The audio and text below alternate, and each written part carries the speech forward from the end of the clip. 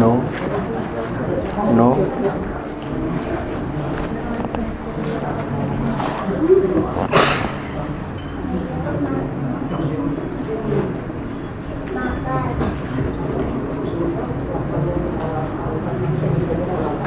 Mas, itu yang belakangnya Ridhoi sampai yang belakang itu semuanya pindah ke sini. Di situ dikosongkan.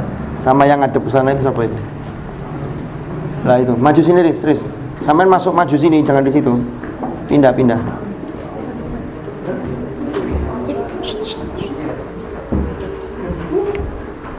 Saya pindah sini saya. Kok ini?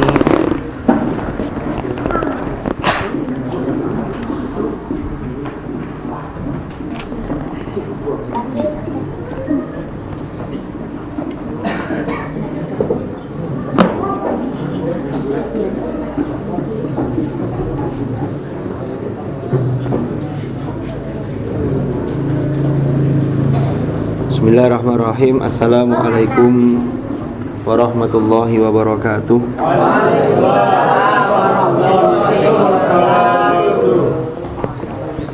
Ila hadratin Nabil Mustafa Muhammad sallallahu alaihi wasallam wa alihi wa ashabihi al-kiram. Thumma ila masyayikhina fi hadhihi al-mu'assasah Kiai Hashim Asy'ari, Kiai Ma'sum Ali, Kiai Yusuf Asy'ari, wa usulihim wa furu'ihim wa masyayikhihim wa talamidihim wa nakhusu khususun ila alif tantasir as-suyuti wal muhalli. Al-Fatiha. A'udzu billahi minasyaitonir rajim. Bismillahirrahmanirrahim. Alhamdulillahi rabbil alamin.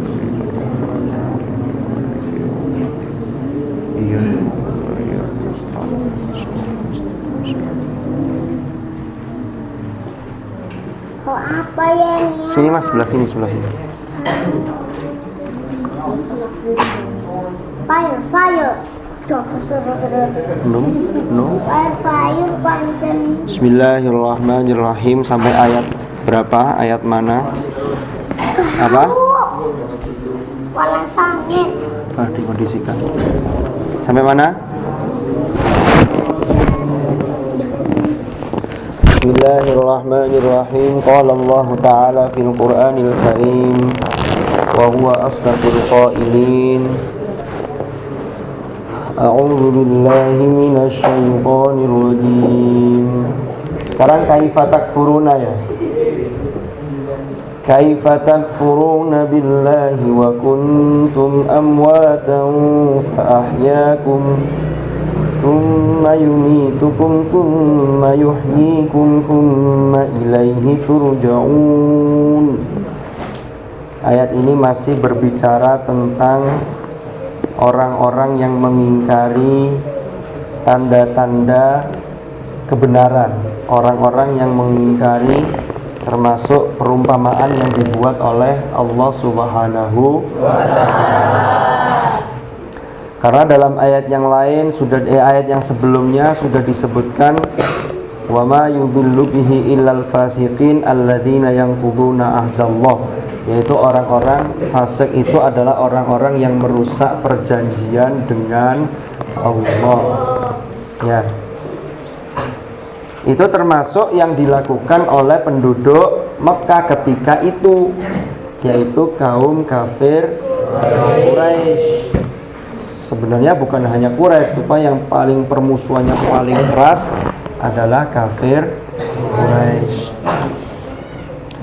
Distempel di akhir ayat ini, capnya adalah wa yufsiduna fil ard, mereka berbuat kerusakan, ulaika humul khosirun, mereka itu adalah orang-orang yang rugi. Ayat lanjutannya adalah bismillahirrahmanirrahim. Kemarin berarti sudah dibaca limasirihim ilan nar al mu'abbadati alaihim, sudah ya? Oh. Kenapa kok mereka disebut orang yang rugi? Limasirihim, karena tempat kembalinya mereka. tempat yang menjadi tempat kembali. Limasirihim, karena tempat kembalinya mereka iku ilan nari, ke neraka. Iku ilan nari, ke neraka. Maring roko. Al-mu'abbadati, al-mu'abbadati, yang dikekalkan. Al-mu'abbadati, yang dikekalkan. Alaihim, ing atase mereka. Alaihim, ing atase mereka.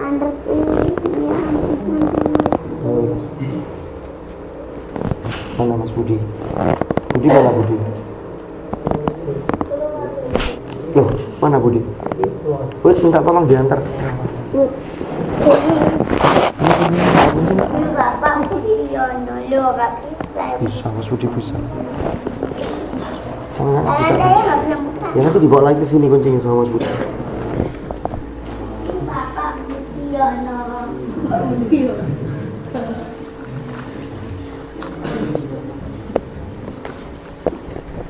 Lanjut, bismillahirrahmanirrahim. Al-mu'abbadati, yang dikekalkan. Alaihim, ing atasi mereka atau ing atasi alladzina. Kan tadi adalah dimulai dari alladzina yang quduna ahdallah. Jadi orang-orang yang merusak perjanjian dengan Allah setelah perjanjian itu kuat, ya kan? Wa yaqta'una ma amarallah, dan tidak mentaati perintah Allah, tidak mentaati sesuatu yang diperintahkan oleh Allah untuk disambung malah diputus. Maka tidak lain adalah mereka itu orang yang rugi, karena nanti kembalinya adalah ke neraka, yang mana mereka kekal di dalamnya. Ayat berikutnya ini adalah sebuah pertanyaan. Ini memang ketika itu ditujukan kepada ahlu Makkah. Makanya dalam tafsir ini disebut ya ahla Makkah. Ini setelah ini. Tapi sebenarnya ini juga berlaku buat kita semua. Buat kita semua. Kita lihat apa itu pesannya. Kaifa hale, bagaimana. Kaifa hale kaya opo, kaifa hale bagaimana. Takfuruna, podo kafir sopo kalian. Podo kafir sopo sira kabeh. Takfuruna, podo kafir, podo ingkar sopo sira kabeh, sopo kalian. Ya ahla Makkah, wahai penduduk Mekah. Ya ahla Makkah, wahai penduduk Mekah. Kenapa baca sifat itu?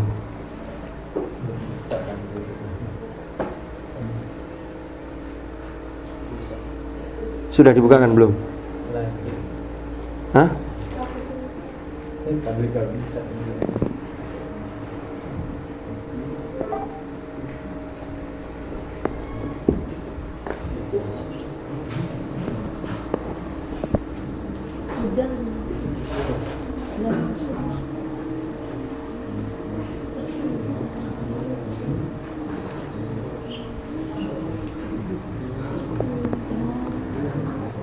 Kaifa takfuruna, bagaimana bisa kalian kufur, kalian ingkar billahi kepada Allah, billahi kelawan Allah.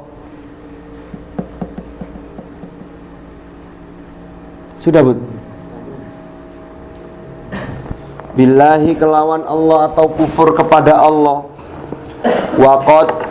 Waqad kuntum, dan hale teman-teman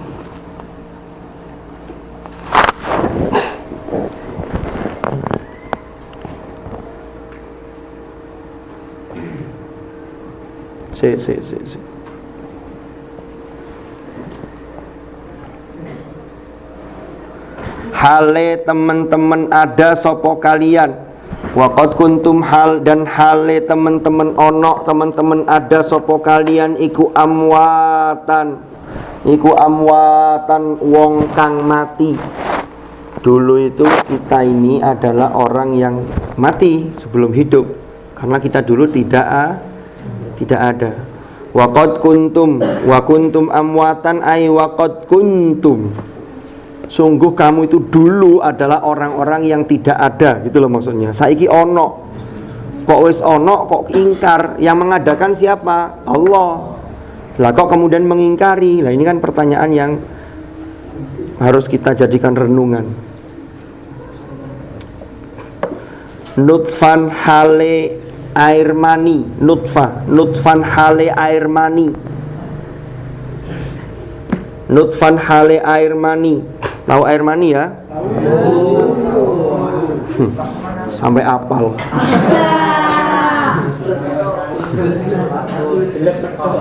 Nutfan hale air mani, fil aslabi ing dalem iga, fil aslabi ing dalem tulang iga, fil aslabi ing dalem tulang iga, sulbi wat taraib. As-sulb jamannya aslab. Fil aslabi ing dalem pira-pira tulang iga.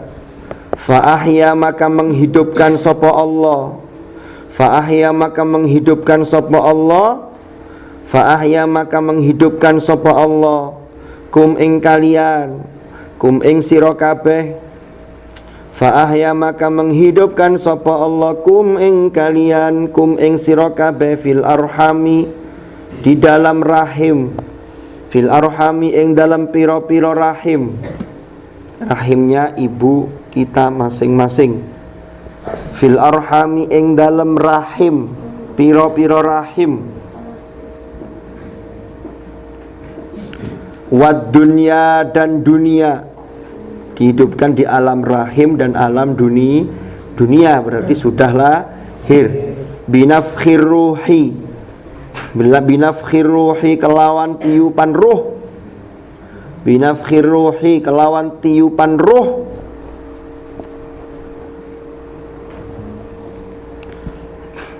Binafkhir ruhi kelawan tiupan ruh fikum ing dalem kalian, ing dalem sira kabeh. Titik. Fikum ing dalem sira kabeh.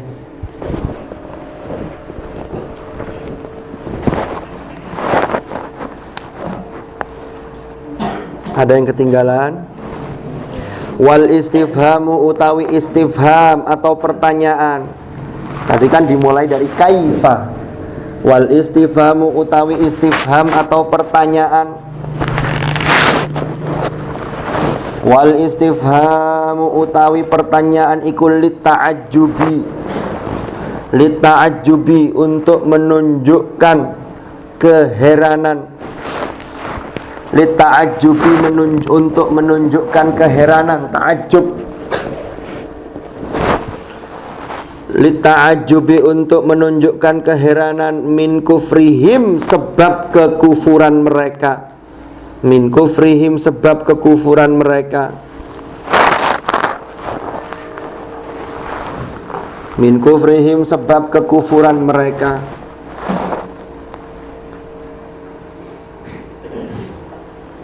Ada yang ketinggalan?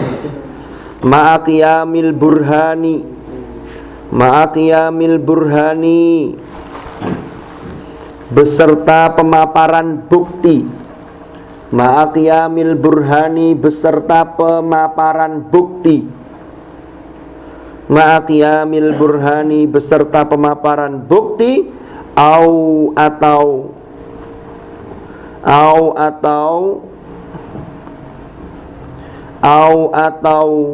litaubihi untuk tujuan merendahkan, atau litaubihi untuk tujuan merendahkan, merendahkan.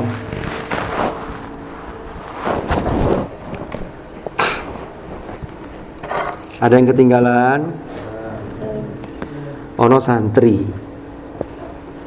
orang tua itu kalau ada rezeki itu insya Allah untuk sampean itu ndak eman.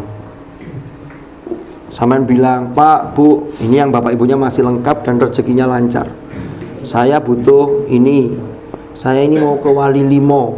Wah, kesempatan ini. Bayarnya piro? Bayarnya berapa sih, Pak? 100. Ada yang jujur, alhamdulillah. Ono sing gak jujur nang wong tuwa, dilebihi 50.000. Bayarnya piro, Le? Wes ini nggak usah nunjuk orang, introspeksi diri masing-masing. 150. Lo kok larang? Lah wali piro? Wali 5, tapi mampir nang wali 9. Lho ya apa maksudnya? Sebelum berangkat mampir dulu ke Cukir gitu. Wali 9 terus berangkat, makanya tambah 50.000. Wali 9 pondok itu lho. Wes. Sajane wali 5 sama wali 9 tuh murahan wali 9 ya. Wali 9 numpak becak wis tutuk itu. Sampeyan nang wali 5 tahlilan, zikir, nang wali 9 gak kok bertahlilan ngene.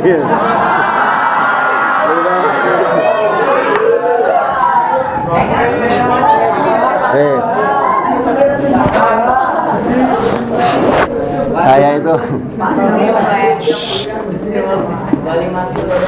Saya itu kalau lihat sudah delok sampean santri-santri ngaji ngene kira.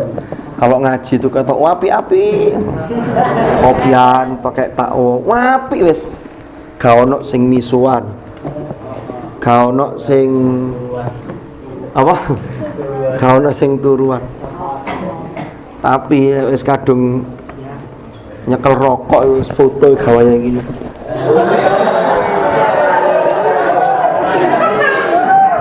Mari ngono.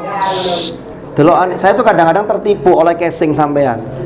Tak delok iku arek iki api, tapi kemudian saya sisir di Facebooknya itu kok yo lek komen-komenan lu kadang miso mbek koncone nyeluk koncone. Cuk, piye kabare, Cuk?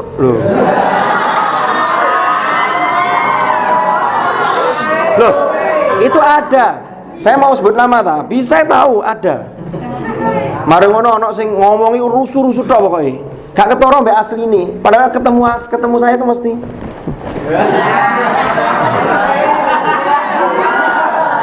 Wapi. Sekarang itu banyak orang tertipu sama casing ya. Jadi tolong perbaiki perilaku kita itu jangan karena dilihat atau dinilai orang. Sama di FB dan lain-lain. Ya sesungguhnya kita sudah tahu kok mana yang baik dan mana yang buruk. Pasti sudah tahu. Ya cuman wes sekarang silakan kalau yang mau tobat, mau kembali ke jalan yang benar, mumpung pintu masih terbuka, silakan. Kalau enggak ya sudah. Saya kan berkewajiban untuk mengingatkan. Saya lanjutkan. Ono santri, Pak, Bu, butuh bayar buat ke wali 5. Berapa? 150. Diundakno 50. Lho ono ngono iku. Wes gak 50 kadang diundakno 20, lumayan badi-badi 20. 120 jare. Lho kok larang? Nggih. Nanti makannya sekian kali. Kayak ngono padahal enggak ada makan ya? Ada. Satu kali. Satu kali dari sini terus satu kali buat kue paling. Buat kue. Engko ngono iku pas perjalanan. Gayae duit dientek-entekno tuku iki wah. Orang tua itu kalau sampean tujuannya baik dan sampean ndak neko-neko, sampean dikasih. Bahkan orang tua itu kalau ndak ada itu diada-adakan biasanya. Asal untuk kebaikan. Loh ini hak ini, asli ini. Mereka itu sampean mondok, rajin. Kadang-kadang orang tua itu salah duga. Orang tua itu menduga anak saya sruwegep, kruasan di pondok preyan gak gelem mulih. Padahal anaknya di pondok preyan lu karepe pengin bebas. Lah repot. Akhirnya ndak. Iya kan? Di pondok cek bebas, delok TV, gak ono senangeni, subuh tangi. Lah ndok omah dikrowangi ambek wong tuwa. Le, salate le, ndok omah ya apa biasa di pondok ngaji nih. Lah di pondok ndak ada yang ngontrol kalau liburan. Semuanya kembali ke kesadaran masing-masing.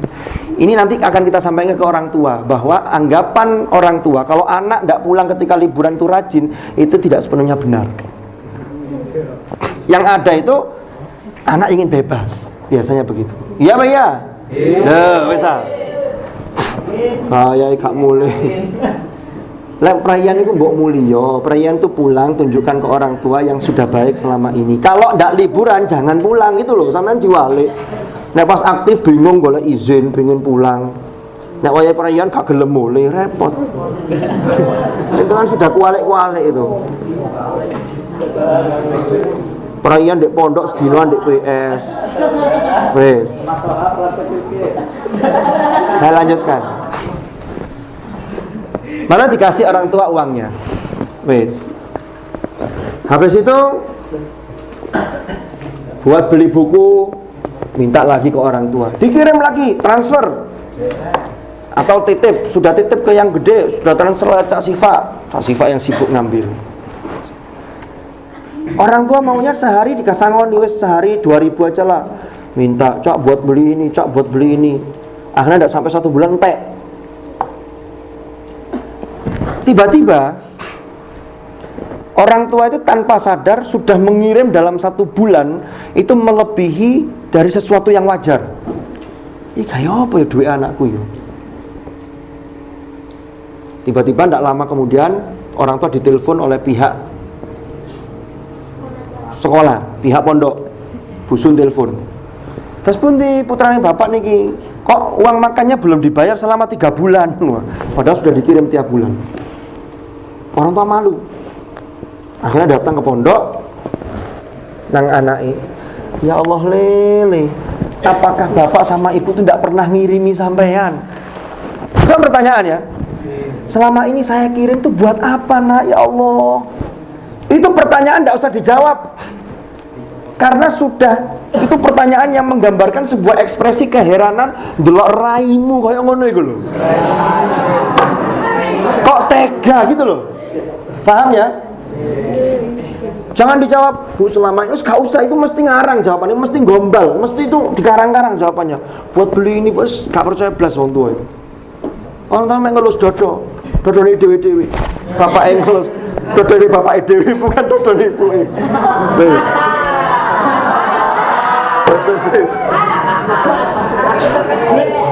Wes. Itu ngenes. Ya Allah nak, aku gak tahu dikirim.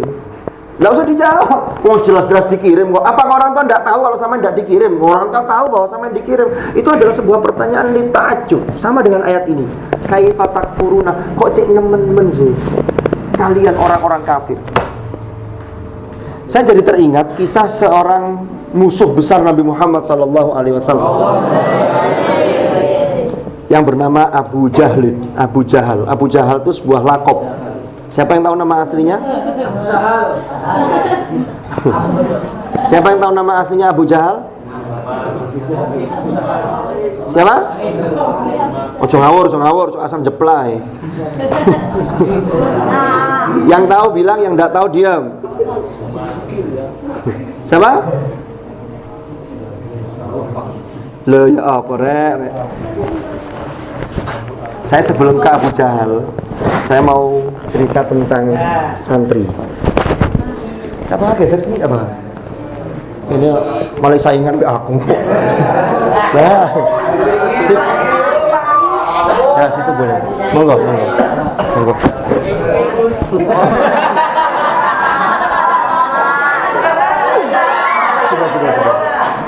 Wes rek. Iki sampean teliti awake dhewe masing-masing. Saya sebelum ke Abu Jahal, nanti ini arahnya sama ini ada kemiripan dengan Abu Jahal apa enggak? Loh, ini temenan ini. Santri itu macamnya setidaknya ada 4. Manusia itu tidak ada yang ya Allah wong hebat ini, tapi dia punya kelemahan. Tapi kan sejauh mana kita menekan kekurangan kita dan mengeksplor kelebihan kita, itu PR kita. Model santri yang pertama tidak cerdas, gak pinter. Dijelasno iku gak paham-paham. Wangel. Wis gak cerdas, males pisan. Iki semua kayak iki. Onggoan iki. Senengane mek rame-rame tok grutuk-grutuk rame-rame. Bal-balan wis. Senengane rame-rame tok pokoke. Enggak usah lihat temannya, lihat ngoco nang awake dhewe masing-masing. Sampeyan kira-kira masuk dari 4 ini masuk yang mana? Wis gak pinter, males. Jadi modal otaknya pas-pasan. Guru sampai jelasnya itu muru, gak nyambung blas. Wis pelajaran agama gak nyambung, ngaji gak iso, umum tambah lolak-lolok. Ini ada, ini begini ada. Parahnya lagi males. Berarti dia tidak sadar bahwa dia tidak cerdas dan tidak pintar, malas. Ngaji tidak semangat, jamaah tidak semangat. Semua itu hanya karena ada yang ngontrol atau tidak. Ono wong kita gak, gak ono aman, 3 dino aman. Gak ono wong iki.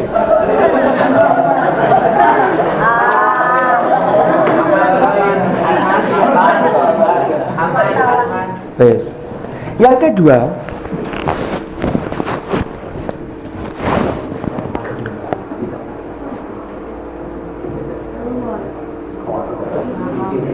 tidak cerdas, rajin. Orang Jawa bilang utun.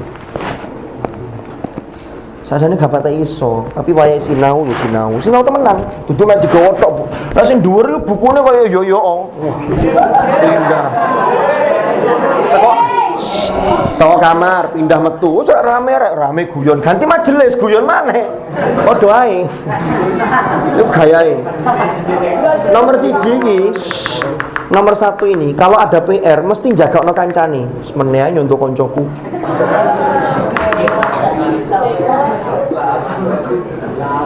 Dia ndak bisa, ini yang pertama ya. Dia ndak bisa, tidak ada keinginan untuk bisa. Suppose mengalir aja lah. Wong kabeh ya lulus, repot.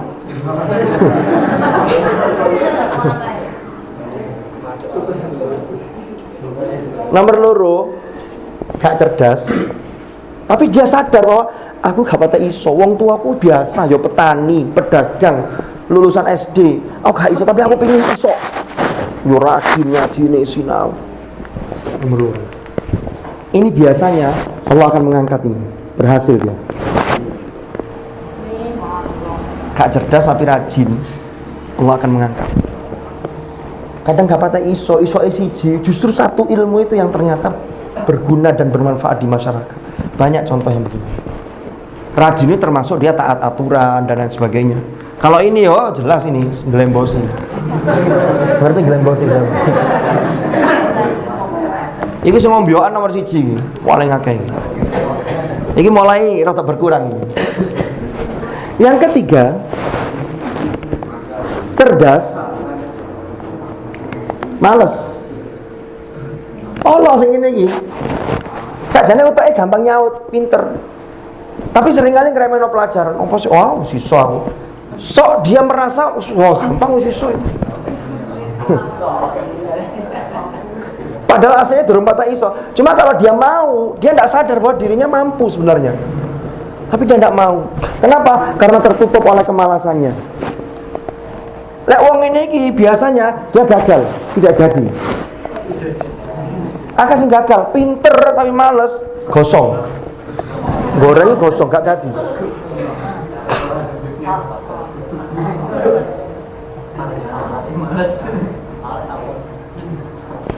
Yang keempat, ini yang sangat jarang, cerdas, rajin.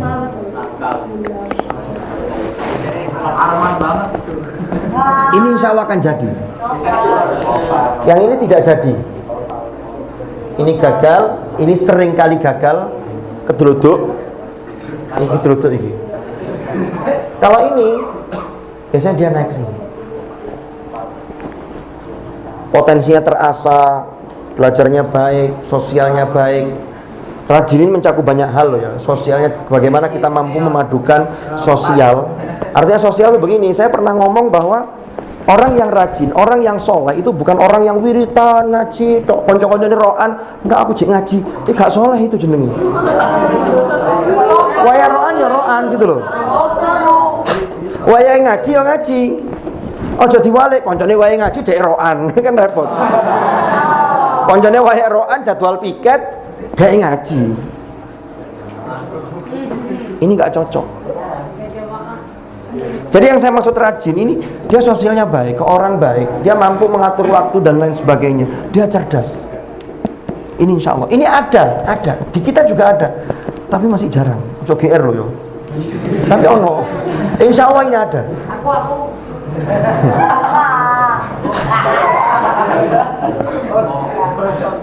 Sehingga pilihannya itu bukan di cerdas atau tidak cerdas, maka sampean harus mengambil yang ini dan ini.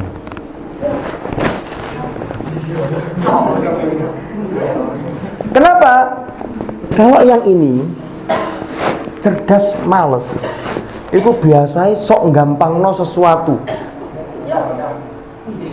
Dulu berprestasi ketika masih SD, prestasinya ini kena males, akhirnya gak berprestasi. Itu biasanya ini isonya mak mangkel tok, maksudnya aku ya iso, tapi kena males sih, anjlok mana deh, gosong, gagal.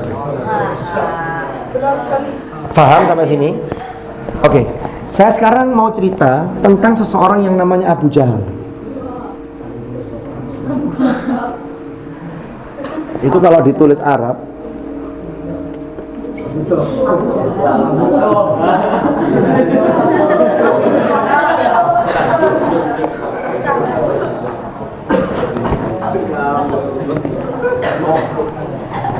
Abu Jahal ini apa artinya jahlun?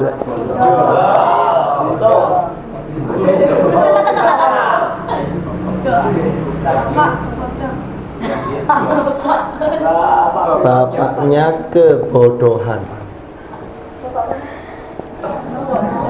Pertanyaannya kemudian, apakah Abu Jahal itu betul-betul orang yang bodoh? Enggak, Abu Jahal itu pinter. Pinter. Tak ceritani sama. Ini ada kaitannya dengan kaifa takfuruna billah. Karena orang-orang yang kufur terhadap Allah, enggak mau menerima ajaran Nabi Muhammad, termasuk diantaranya Abu Jahal. Abu Jahal itu orang yang pertama kali ngundang korak-koraknya kabilah-kabilah di Arab itu untuk siapa yang bisa membunuh Muhammad. Itu yang kemudian nyari Muhammad ketika Muhammad sama Abu Bakar melaksanakan hijrah itu. Itu Abu Jahal itu mengumpulkan, namanya bikin strategi dan seterusnya. Itu Abu Jahal. Jadi begini ceritanya.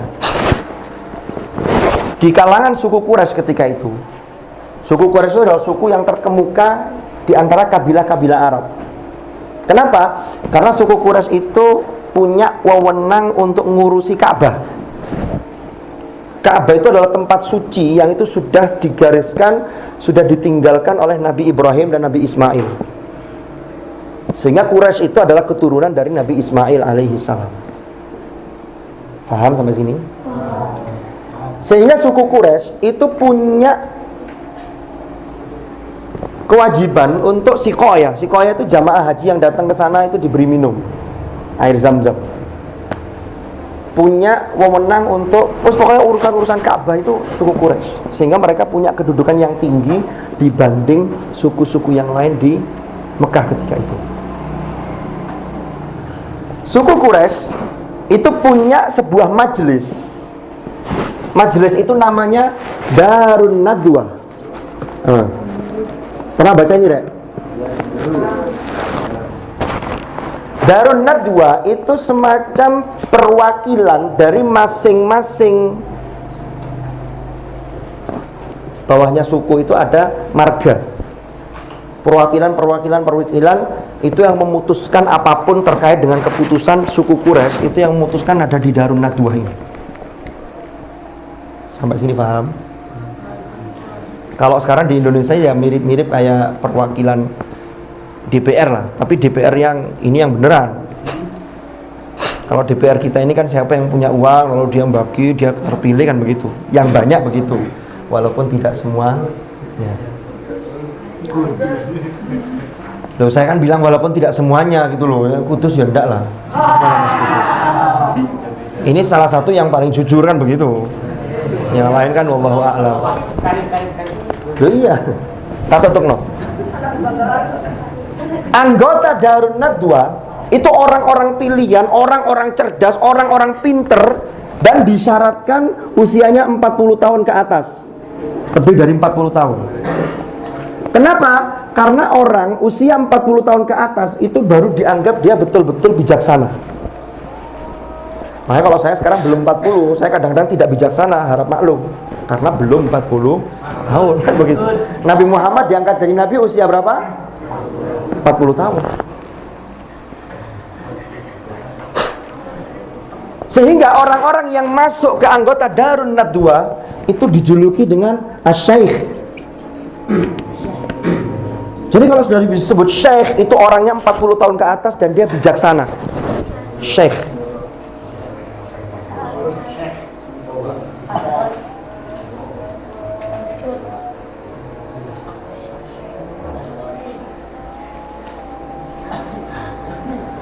Saya lanjutkan. Sama kayak tokoh-tokoh di kabilah-kabilah Arab itu disebut dengan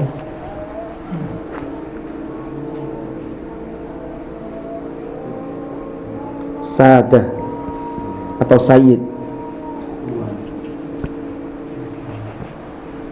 Sin itu bermakna sinus Sadah, tuannya para tuan. Makanya Allah menyebut Yasin dalam surat Yasin itu wahai sin ay sinus Sadah. Nabi Muhammad itu pemimpin para pemimpin. Makanya Yasin itu adalah nama lain dari Nabi Muhammad. Dipanggil Allah Yasin, wahai Yasin Nasada. Gitu loh maksudnya. Paham ya? Yasin, Yasin Nasad. Sin itu mana aslinya gigi. Tapi orang kalau disebut akbaru sinan itu umurnya lebih dewasa, lebih banyak pengalaman. Bukan akbaru sinan lebih besar giginya, enggak.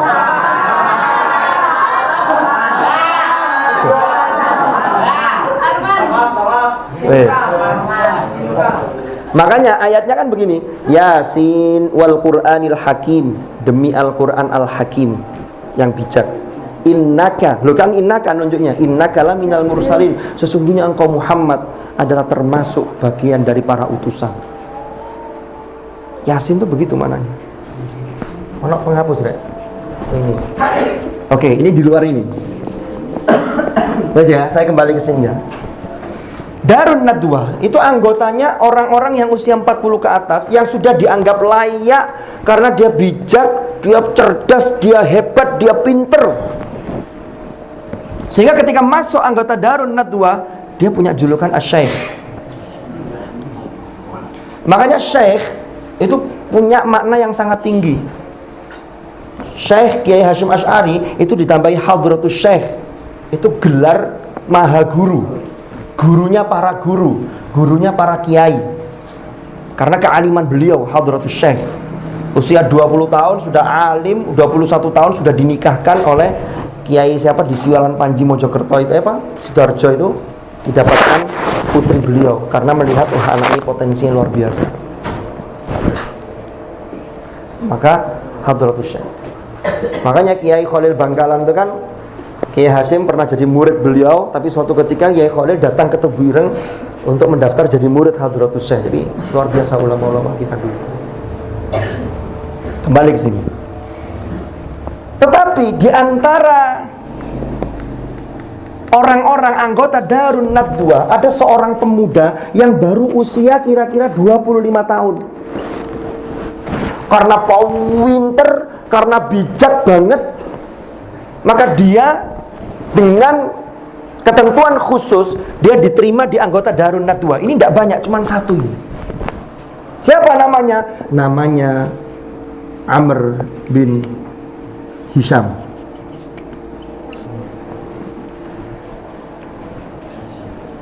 Amr bin Hisham ini usia 25 tahun, karena saking pinternya dia sudah masuk anggota Darun Nadwa. Orang yang masuk anggota ini elit sekali, jadi sudah dinyatakan kemampuannya luar biasa.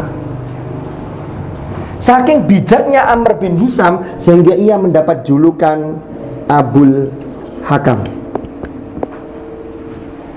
bapak kebijaksanaan. Dia paling bijaksana dalam menghukumi perkara, menghakimi perkara ini. Dia memutuskan sesuatu dengan sangat bijaksana.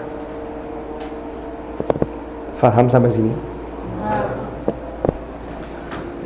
Ini pintar. Karena saking pinternya kebablasan. Kebablas. Uang itu kadang-kadang kepinteran, gak diimbangi dengan keimanan yang baik, itu kebablasan. Semua serba dirasionalisasikan. Serba, nggak masuk akal. Ngapain? Itulah kebablasan. Sehingga sesuatu itu ukurannya rasio. Padahal rasio kita, otak kita, nalar kita itu punya keterbatasan.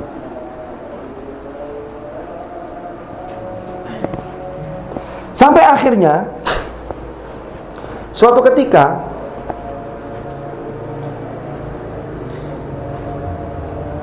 ini ada kaitannya, tapi saya enggokkan sedikit ya. Dulu itu ada seseorang yang angon wedhus. Ini cut dulu sampai sini, nanti ada kaitannya. Angon wedhus. Tahu angon wedhus ya? Di gunung kambingnya cukup banyak. Enggak, kalau Krishna bawa suling, ini enggak bawa suling ini. Kambingnya cukup banyak. Orangnya pendek, agak hitam, sikilnya rotok dingklang, rotok pincang.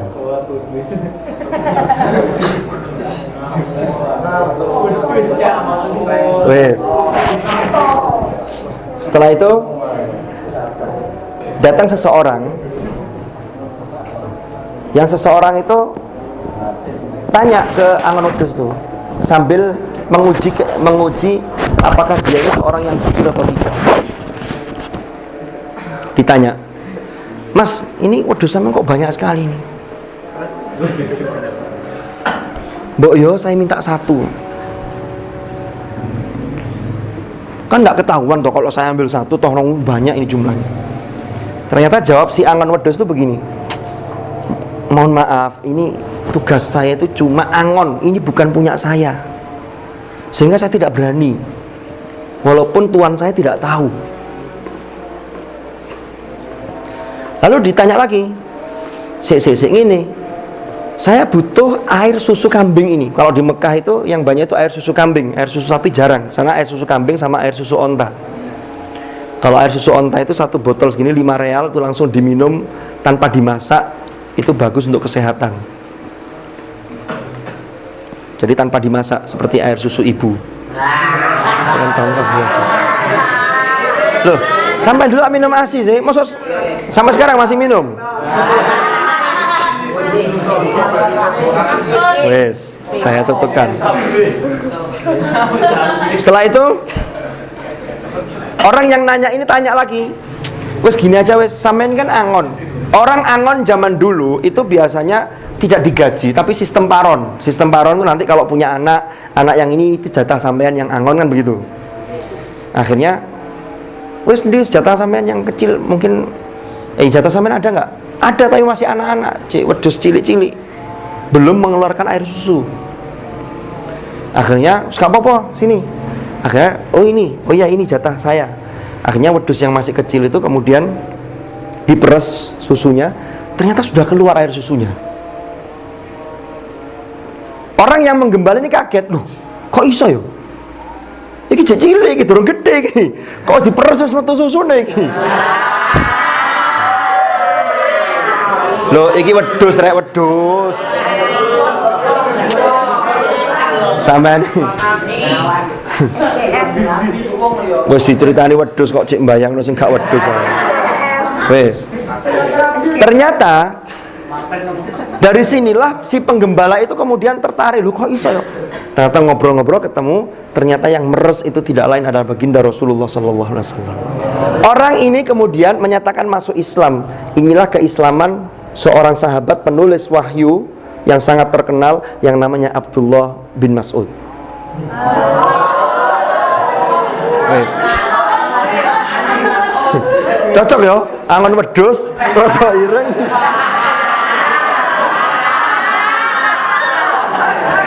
Wes. Ya mudah-mudahan tidak hanya fisiknya tapi keilmuannya dan seperti itu. Seperti Abdullah ibnu Mas'ud. Ya. Karena sinaune sampean milih nomor 1, nomor 2, apa nomor 3, apa nomor 4. Wes, tak tutupno. Abdullah bin Mas'ud itu ternyata dialah orang yang pertama kali membaca Al-Quran secara terang-terangan di depan kafir Quraisy. Jadi Abdullah bin Mas'ud itu diajari Al-Quran, suaranya enak.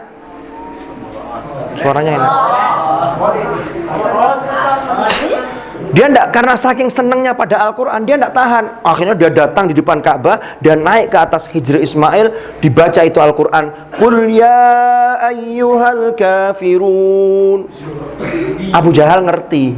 Sopo iku nak arek wani-wanine iki? Mau copo iku? Akhirnya diambil sama Abu Jahal, digebukin, bonyok semua. Jadi orang membacakan Al-Quran di depan orang-orang kafir, menyuarakan kebenaran, itu punya resiko. Contohnya Abdullah bin Mas'ud. Sama, saya menyuarakan kebenaran di hadapan santri-santri, nggawa HP, pacaran, tak banting HP ini. Saya punya resiko, kan begitu. Resiko apa? Resiko punya musuh, karena boleh jadi Anda dendam pada saya. Kalau ditanya sih, sama yang dendam. Enggak kok, saya memang salah. Itu kan luarnya, yang mudah-mudahan betul, dalamnya tidak dendam. Tapi kan dalamnya hati saya pengen tahu, ya Mas Adika ya. Kan begitu. Wes. Sampai nanti nek pulang ke masyarakat, semua ada resikonya. Sampai ngadepi orang begini, ngadepi begini, yang sampai suarakan kebenaran itu ada resiko. Nabi Muhammad juga dimusuhi, bahkan sampai mau dibunuh oleh Abu Jahal, Abul Hakam. Saya lanjutkan. Setelah itu Abdullah bin Mas'ud digebukin. Intinya Amr bin Hisham itu dia sangat tidak suka dengan yang namanya Islam, dengan ajaran yang dibawa oleh Muhammad. Memusuhinya itu total 150%. Sehingga tidak menerima setitik pun kebenaran dari Muhammad. Sopo iku Muhammad terus mesti keliru, mesti salah. Dia tidak mau tahu. Dia dengan kepintarannya, dia selalu mengatakan bahwa semua itu di bawah saya. Wong masih muda, sudah masuk Darun Nadwa, Abul Hakam dia punya julukan. Faham sampai sini? Karena dia keras kepala, tidak bisa menerima masukan, tidak tahu diri, tidak mau mengikuti orang yang tahu, merasa paling tahu dan sok tahu. Dia kecentok akhirnya. Tahu kecentok ya?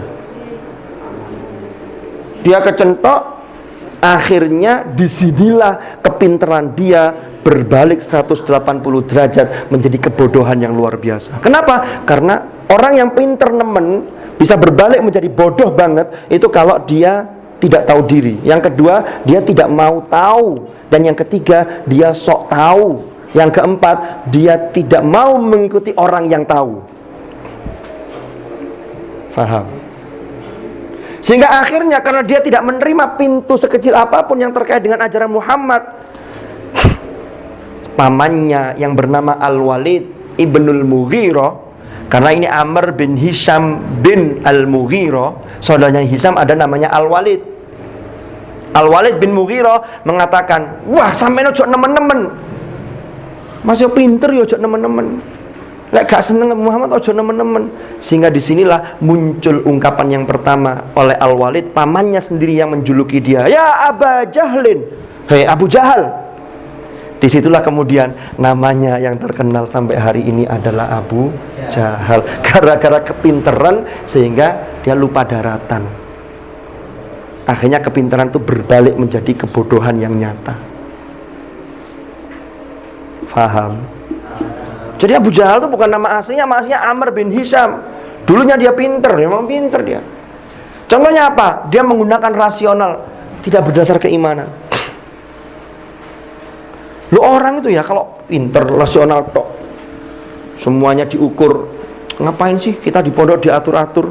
Beli HP uang saya nanti pinter ndak pinter urusan saya, ya kan? Mau belajar ndak belajar terserah saya, yang rugi juga saya. Secara rasional, ngapain sih pondok ikut ngatur-ngatur? Itu kalau hanya secara rasional.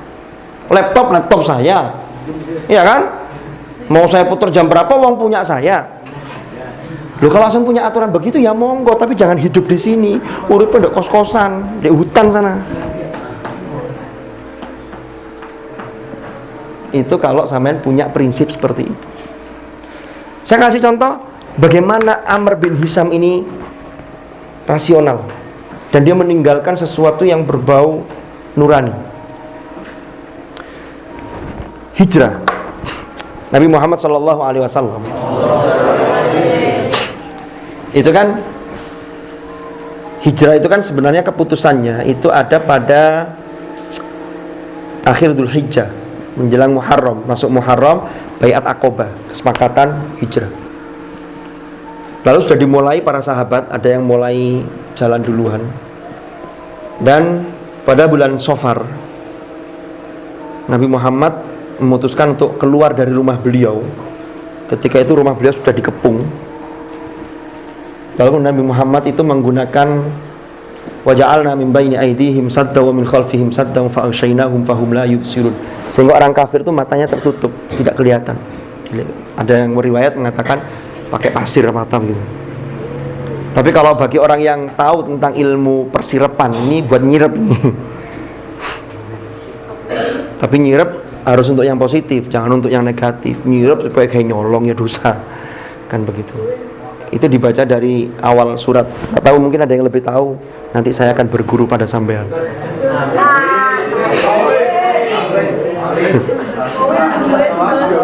Tapi kalau anak pondok itu bukan ahli ilmu sirep, tapi ahli disirep. Dan dia apa-apakan bangun juga susah, kan ahli disirep. Tapi yang tidak kesirep ya ada, tapi ya beberapa. Saya lanjutkan. Akhirnya Nabi Muhammad ini keluar dari rumah beliau, ditemani oleh sahabat dekat beliau, Abu Bakar As-Siddiq. Abu Jahal datang ke rumahnya Abu Bakar, tanya kepada Asma binti Abu Bakar, "Aina abuk?" Bapakmu ndi? Bapakmu neng ndi? Gak ada di rumah. Kemana? La adri ana. Soalnya saya tidak tahu. Disitulah kemudian Abu Jahal, wah jelas ini sahabat terdekat Muhammad adalah Abu Bakar. Abu Bakar tidak ada di rumah. Ini Muhammad ini jangan-jangan sudah meninggalkan Makkah. Di situ Abu Jahal rapat. Tangkap dan bunuh Muhammad. Hidup atau mati, saya berikan imbalan dan hadiah yang sangat-sangat besar. Akhirnya Abu Jahal setelah rapat itu, para pentolan-pentolan kabilah yang korak-koraknya tadi semuanya mencari Muhammad. Sampai akhirnya tahu bahwa Muhammad sudah keluar Mekah, dia minta bantuan orang Yahudi namanya Abdullah bin Uraikid untuk mencari jejak kaki Muhammad. Dicari. Sampai kemudian ketemu bahwa Muhammad itu sesuai dengan jejak ini, sesuai dengan perasaan menurut petunjuk jalan itu, Muhammad itu sembunyi di sebuah gua, di sebuah gunung yang namanya Jabal Thur. Gua Thur itu di atas. Pasukan Abu Jahal dan kroni-kroninya itu sudah sampai di mulut gua, sudah dikasih tahu ini Muhammad masuk ke gua ini. Tapi dia yang dasar pinter, rasionalnya kebablasan, dia tidak mau menggunakan bisikan hati sama sekali. Tidak mau menggunakan perasaan, semuanya itu serba otak, empiris, harus data yang empiris, data yang nyata. Ketika dia melihat di mulut gua, oke, memang petunjuk mengarah ke sini, tapi tidak mungkin. Kenapa? Karena di mulut gua itu ada sarang laba-laba. Lalu ada burung wakilah, burung merpati, burung dara atau apa yang sedang bersarang di situ. Tidak mungkin, pasti kalau ada orang masuk ini akan rusak. Abu Jahal tidak berpikir sedetik pun bahwa di situ ada kuasa Tuhan, bahwa sangat mungkin bagi Allah ketika Allah memerintahkan kepada laba-laba, "Hei, bikin sarang." Tanpa hitungan detik pun sudah jadi. Itu kuasa Allah. Loh ini loh rek, makanya kita itu betul memfungsikan akal rasional, tapi ya jangan rasional tok gitu loh. Inilah sebabnya kenapa kok doa itu diperlukan. Doa orang tua, doa guru, doa sampean dewe. Sama sudah sinau tapi tidak pernah minta doa. Wah, tidak pernah berdoa. Ya, ini hanya rasional tok. Betapa mudah bagi Allah untuk mencabut ilmu sampean. Lah kan begitu.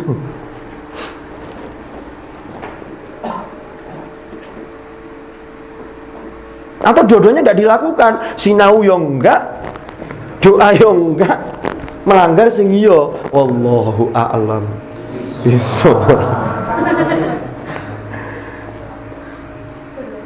Ayolah.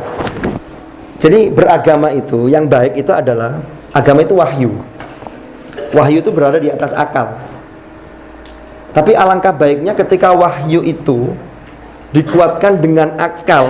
Tapi kalau ada yang benturan dengan akal, maka akal harus mengalah. Itu kuat keimanan sampean. Seperti apa yang dilakukan oleh Nabi Ibrahim alaihissalam. Nabi Ibrahim itu kan dulu, kenapa kok Nabi Ibrahim itu sampai disebut dengan bapak para nabi, bapak agama monoteisme, tauhid? Padahal Nabi Adam juga mengajarkan tauhid. Nabi Nuh juga mengajarkan menyembah Allah yang esa, kan begitu? Kenapa kok Nabi Ibrahim? Karena pencarian Nabi Ibrahim itulah, secara akliyah itulah dihargai, diberi penghargaan oleh Allah. Ibrahim itu kan orangnya penasaran, kritis tapi positif, bukan kritis yang ngentai, paham ya? Kalau kritis yang golek kesalahan, ini bahaya. Ada aturan pondok, kritis, oh begini, tapi maunya itu ngendori, ini bahaya. Nabi Ibrahim itu kritis dari awal. Pernah Nabi Ibrahim itu penasaran. Wa qala Ibrahim Rabbi arini kaifa tuhyil mauta. Ya Allah, tolong perlihatkan padaku bagaimana engkau menghidupkan yang mati. Kok iso yo? Mati urip iku yo apa carane? Iya kan? Kaifa tuhyil mauta. Kok iso yo? Tadi kaifa takfuruna billahi wa kuntum amwata. Kok iso yo awake dhewe iki dari air sperma yang bercampur dengan sel telur, ya kan? Yang membuatnya itu ada edisi khusus. Dan edisi khusus itu harus melalui akad yang jelas, yang sah. Karena kalau sembarangan, berbahaya, tidak bertanggung jawab namanya. Loh iya. Sama nanti nek wis wayahe, ojo kepingin saiki, durung wayahe. Contohane nek wayahe dilengkas ya.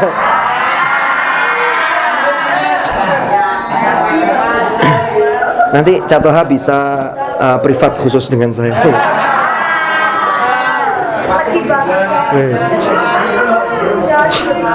Wis talare nek cek kelas 1 sanawiyah wis sinawa sing akeh.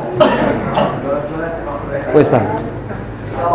Kok iso banyu sing biasae roto ndek jeding.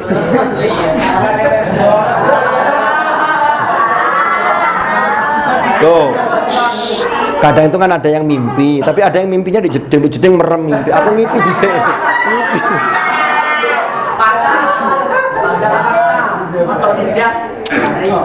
Wes rek, aja dipaksa-paksa, engko sampean getun. Nanti kalau sering dipaksa, kalau sudah waktunya hari H sampean getun.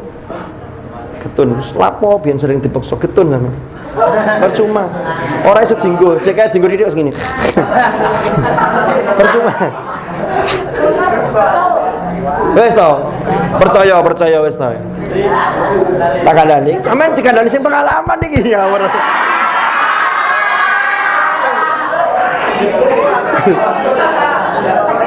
Wes rek, tak tutupno.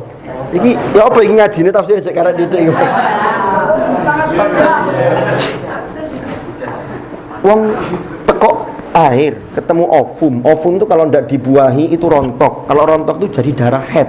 Wow. Darah head kok wow. Pernah ngerti darah head? Kayak enak, ambune amis. Sampeyan kalau mau nanti tak pesenkan di anak-anak putri itu. Paket. Wes. Lo iku lho rek, darah head itu kalau dibuahi itu dadi sampean. Nek gak dibuahi dari darah kotor dibuang. Iku dadi sampean. Lha apa? Ojo gak usah sombong-sombong dadi wong urip. Gak usah gaya-gaya wong kabeh kok ngonoan. Wes. Lah, iya. Terus apa yang kalian gaya sok hebat? Opo nih sing digayane lho apane? Orang itu ya nanti akan dinilai di hadapan Allah itu hatinya, atqakumnya sama otaknya. Setelah itu bagaimana otak dan hati itu bisa memberi manfaat sebanyak mungkin pada manusia, anfa'uhum linnas. Itu nilai kita sebagai manusia. Paham ya? Lah sampe lek ya ono ya ini urip nek mono grutuk-grutuk urene rokokan, ngono PS. Wis ngono-ngono tae. Mulai karep nggawa apa? Apa Quran wakaf itu gak mulai kabeh ngawur ae. Ditanya orang tua, "Kamu bawa apa pulang?" Oleh Quran akhir udah sapa itu?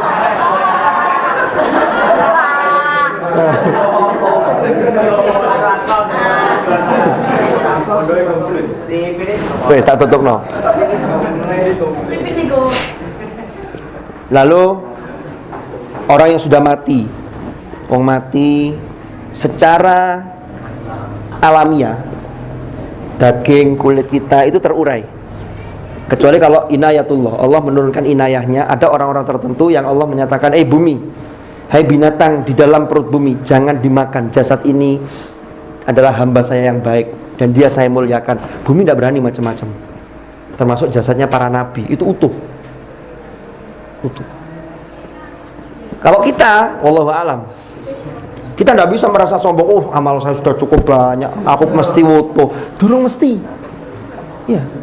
Wong sing durung dikubur wis gak utuh. Dulu saya punya tetangga di Malang, itu depan rumah, mati seminggu kayak konangan, gak utuh wisan. Ini wis nemplek nang kasur. Wis bolong-bolong ini gegernya. Ambune wis gak karu-karuan. Itu pas depan rumah itu. Itu ketika saya masih mondok tahun berapa itu. Jadi dijunjung di ambulan itu sak kasure, dikubur sak kasure. Iki jenenge wong mati nggo kasur ngene iki. Tapi sampean aja kepingin, kok kepingin aku pengin mati nggo kasur. Ojo rek, iku jenenge mati gak konangan iki sampean.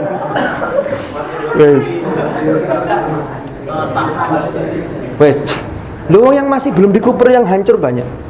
Orang mati banyak secara umum mayoritas sekian tahun karek belung itu. Kenapa? Karena belung itu memang desainnya khusus sehingga dipanaskan sampai 300 derajat dia tidak hancur. Tulang kita ini loh. Makanya orang biasanya kan karek tengkorak kelompokno ya kan, kalau pindah kuburan tuh loh. Wes. Iku ngono hari kiamat, hari kebangkitan, itu kumpul lagi, dibangkitkan lagi. Asalnya bayi belum lahir, tahu lahir. Sesuatu yang tidak hidup jadi hidup. Nabi Ibrahim penasaran, kaifa tuhyil mauta? Dijawab sama Allah, qala awalam tu'min. Ibrahim, kamu gak percaya? Qala bala, mboten ya Allah, mboten. Saya percaya, tapi bukan itu maksud saya. Lah terusnya apa? Walakin liyatma'inna qalbi. Hati saya ini biar lebih tenang. Ini Ibrahim pencariannya sampai seperti itu. Akhirnya Allah bertitah, wis ngene wis, fakhud arba'atan minat thair. Ambil 4 unggas. Thair di situ dimaknai unggas, ada yang maknai burung. Burung beneran yang bisa terbang. Fakhud arba'atan minat thair. Manuk 4. Lalu fasurhunna ilaik. Sampean dicel-cel, dicincang-cincang. Burung itu dicincang-cincang. Ini bukan kayak cerita yang itu ya. Kalau ada cerita bapaknya baru datang bilang ke anaknya, "Nak, bilang ke ibu, bapak pengen ibu lagi, pengen rabi mana karena pengen nikah lagi." Akhirnya anaknya bilang ke ibunya, "Bu, kata bapak pengen nikah lagi, pengen nyari mama baru." Ibunya lagi masak terong. Kata ibunya, "Gak apa-apa Le, bilang ke bapak, kalau mau mama baru kayak terong ini harus dibagi jadi 4." Katanya begitu. Oke, terima kasih. Gak paham, sing paham cak tohato, kamu gak paham. Wes.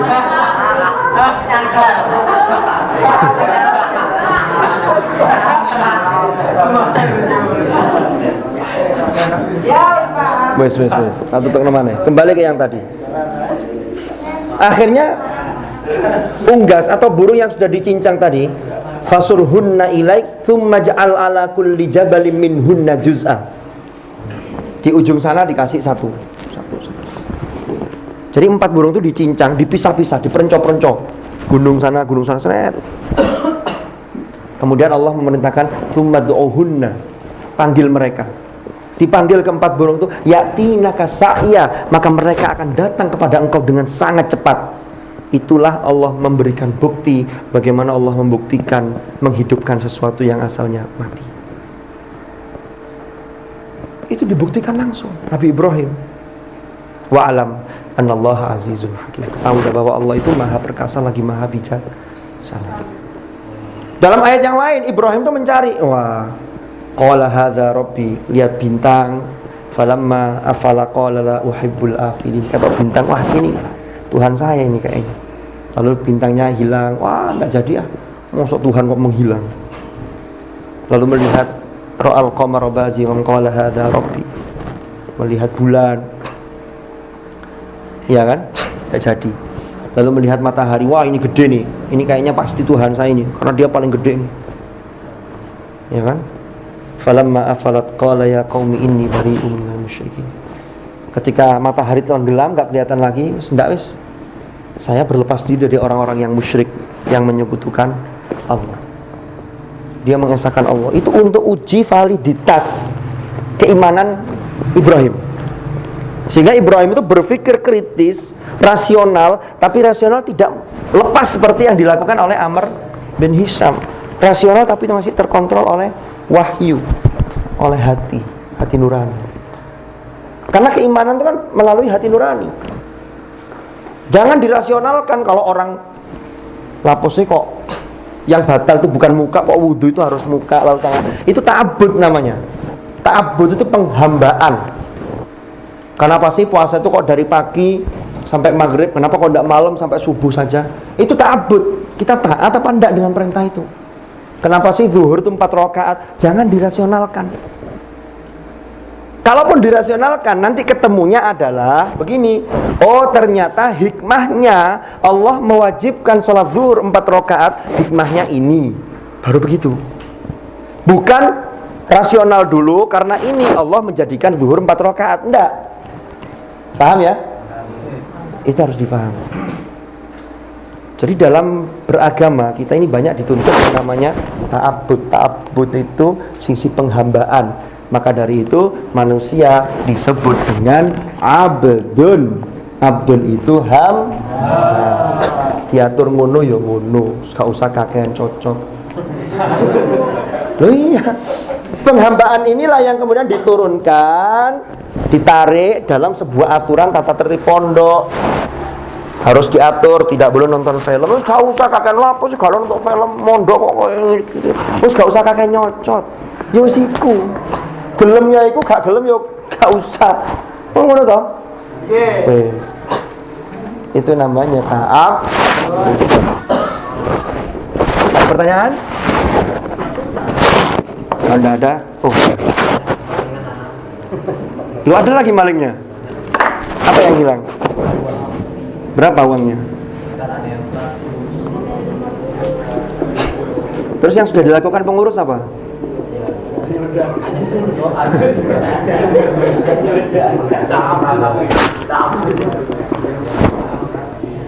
Lemarinya sudah dikunci itu? Dijebol? Siapa yang lemarinya dijebol? Iya Mas Anam. Dijebol lemari sampean. Kapan itu hilangnya? Loh, lah terus. Loh, yang hilangnya karena ada lemarinya dijebol, siapa?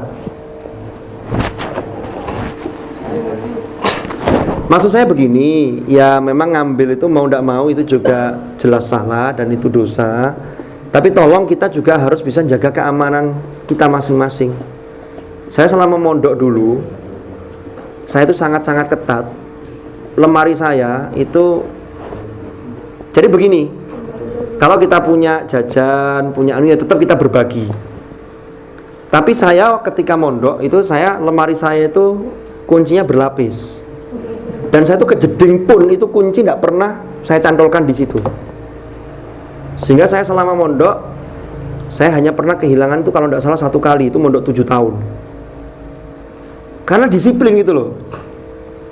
Nah pertanyaan saya kemudian, kalau ada yang sudah disiplin, ngunci sudah, lalu kuncinya sudah berlapis, ojo males tarik dan lemarinya dewe itu. Saya itu lemari saya sendiri dulu, saya modifikasi itu kalau hari Jumat pagi. Itu saya kasih pengamanan berlapis, betul.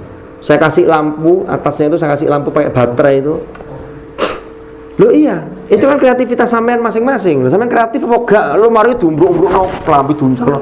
Iki wis potongan-potongan wong males yo ngene iki. Loh sampean lo belum nikah. Lah kalau sudah nikah nanti seakan bojo sampean. Emang dikira semua itu harus dikerjakan istri apa setelika dan lain-lain. Laki-laki itu harus jadi orang yang bertanggung jawab. Itu dimulai dari hal yang kecil. Baju, buku. Ngerapikan buku itu tidak sampai lama. Buku taruh di atas lemari. Nanti kalau hilang bengok-bengok, buku saya hilang. Karena Anda tidak disiplin untuk menjaga buku itu. Sekarang saya ingin tanya, siapa yang kehilangan buku, kehilangan uang, tapi sudah betul-betul disiplin keamanannya untuk diri sendiri? Ada enggak? Dalam GKI sembarangan, ngambil itu juga salah. Tapi kita jangan-jangan juga membuka peluang orang lain untuk berbuat jahat. Gitu loh. Duit agak-agak kayak selawewu. Oke saya gerayai koncone. Si untung kayak saya tok, mau tembus untuk nisor. Bahkan kayak saya tok itu. Wes nanti kalau yang memang sudah keamanannya sudah berlapis, kok masih hilang, masih dijebol, itu berarti yang perlu kita telah lebih lanjut. Sampean tolonglah, ini kita butuh kerjasama dari semua pihak. Sampean tidak bisa mempercayai. Makanya saya tadi kan bilang di awal, kita itu jangan tertipu casing. Kita tidak tahu hatinya orang-orang begini-begini, tidak tahu gitu. Ketoknya api, banyak orang yang pintar acting.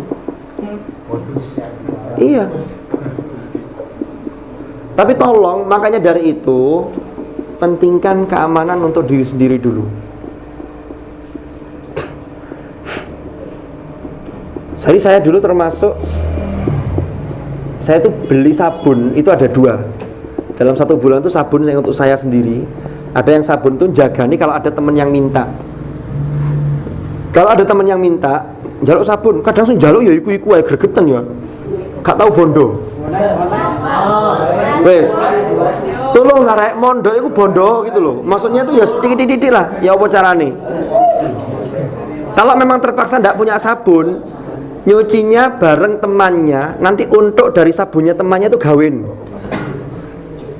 Bisa. Saya dulu itu begitu. Lah kalau sabun yang untuk umum, kalau yang untuk diminta arek iki, arek iki bal-balan njaluk, oh bal-balan njaluk wis gak ono entek. Saya bilang begitu. Maksud saya entek itu bukan sabun saya entek, jatahmu sabun sing teko nggonku wis entek, ngono lho. Enggak bohong itu. Baru kalau yang lain pakai monggo. Kalau itu habis ya sudah habis. Yang ini buat saya sendiri. Ya sampean gak telaten begitu. Sabun tas tuku ya rong dino entek 2 kilo. 3 arek sak pondok. Lu arek lanang akan sing gak modal tapi sing modal. Jadi tolong itu ketati dari dalam diri sendiri. Nah dilokno medit, yang penting kita ndak medit. Wong kita sudah berbagi, kok lah jono sing medit ae urusane. Iku sing ngilokno sing bermasalah. Kan begitu. Jajan saya juga begitu. Jadi jajan itu ada jajan yang ini saya simpen dalam 1 bulan, tapi saya tetap di awal bulan ketika saya dapat kiriman, saya harus bagi jajan. Sehingga jajan yang saya ini untuk kadang untuk tambahan kalau saya pas tidak makan, saya buat camilan. Begitu. Jadi gini loh manusia itu, makanya wala taj'al yadaka maghlulatan ila unuqika wala tabsutha kullal bast fataq'uda maluman mahsura. Itu juz 15 Al-Isra. Ini dasarnya ini. Uwawiku wala taj'al yadaka maghlulah. Jangan jadikan tanganmu itu terbelenggu di atasmu. Apa maksudnya? Dadi wong itu ojo medit-medit. Medit itu tidak pernah berbagi sama sekali. Kalau orang yang paling medit itu punya prinsip begini, tekku, tekmu, tekku. Iku wong paling medit itu. Wes. Nek dhek duwe, tekku gak oleh. Tapi nek awakmu duwe, oh medit gak bagi-bagi, ngilono kancane medit, padahal itu sebenarnya cerminan dari diri sendiri. Wes ta, ndek pondok iku macam ngene iki ono, ngono lho. Wes ya. Kunci pertama, wala taj'al yadaka maghlulah. Itu bahasa simbolik, bahasa majas bahwa jangan kau belenggu, kamu berbagi. Mau. Bahasa Arabnya maglulatan ila unuqik, terbelenggu di lehermu. Karena ini kepites, kan terbelenggu kan kepites. Maka orang Jawa bilang jidoke jero. Soalnya apa? Ketekan, kan begitu. War, itu jidoke jero. Iya, Jawa kan begitu kan? Jidoke jero medit. Jidak itu kan iki.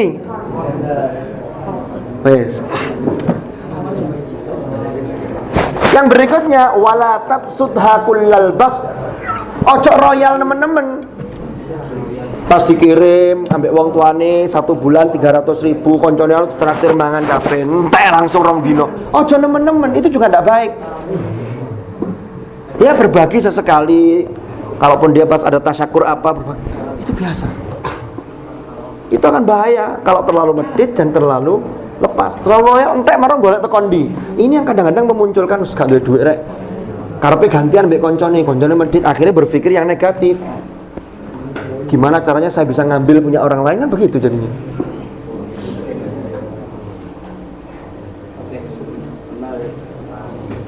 Jadi ini garisnya. Saya kembali lagi. Nanti minta tolong, nanti saya mungkin koordinasi dengan pengurus gimana langkah kita. Tapi memang masalah pencurian itu sesuatu yang sangat-sangat sulit untuk dideteksi. Tapi saya bilang sulit itu bukan berarti tidak mungkin. Karena kalau Allah sudah buka maka sangat mudah sekali. Cuman kapannya wazahaqal batil innal batila kana zahuqonya ini kapan itu yang kita tidak tahu.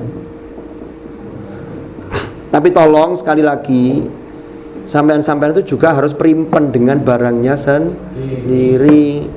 Lalu sedekah sembarangan, cucian kelimbruk pun hilang, baju saya hilang, seragam saya hilang. Karena tidak primpen.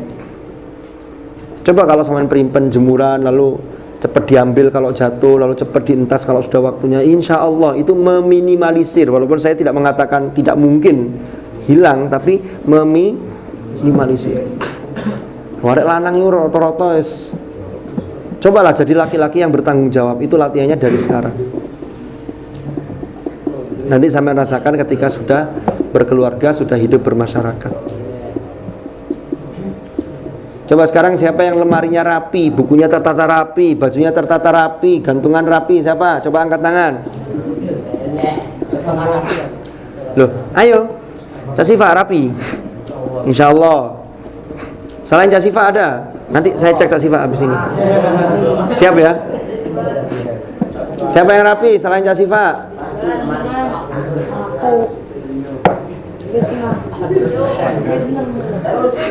Kalau bisa dulu itu di kamar saya, enggak ini saya usul, itu masing-masing kamar silakan patungan urunan, itu bikin gantungan di atas. Itu dulu itu saya di pondok itu seingat saya, gitu tuh enggak nunggu tukang. Jadi anak-anak sendiri punya kreativitas lalu bikin gantungan bersama yang itu biar rapi, enggak asal cantol-cantol gitu loh. Itu kembali ke kamar masing-masing. Nah kalau sampean mau ya monggo, kalau enggak ya limbruk sepatu. Tolonglah saling mengingatkan. Nah, kalau enggak ya sehari 2 hari diingatkan rapi, 3 hari udah balik lagi.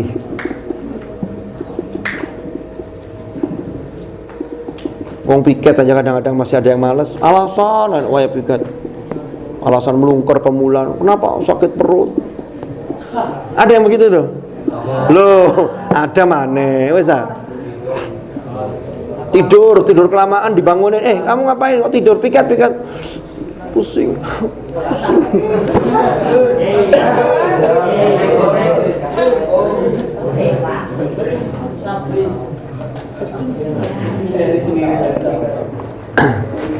Gimana? Saya kira itu wallahu a'lamu bishawab. Al-Fatihah.